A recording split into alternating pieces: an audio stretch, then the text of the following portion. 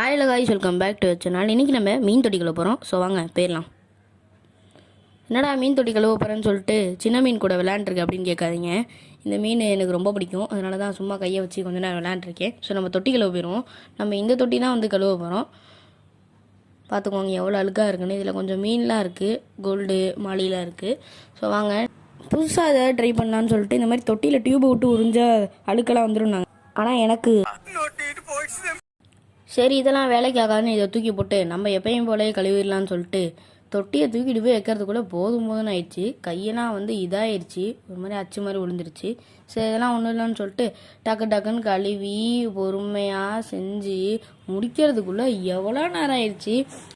எவ்வளோ நேரம் ஆனாலும் பரவாயில்ல, நான் இதை கழுவிட்டு தான் போவேன்னு சொல்லிட்டு எல்லாத்தையும் கழுவி பாருங்கள். யூனிஃபார்ம் போட்டுகிட்டே கழுவுறேன். நான் ஸ்கூல் போயிட்டு வந்த உடனே தொட்டியை கழுவி ஆகும்னு சொல்லிட்டு கழுவிட்டு இருக்கேன். அப்படியே கல்லெல்லாம் கழுவி அந்த ஒரு வழியாக எல்லாத்தையும் கழுவி போட்டு டப்பாவில் போட்டு எல்லாத்தையும் கழுவி கிட்டத்தட்ட 1 மணி நேரம் கிட்ட போராடி மீன் தொட்டி கூட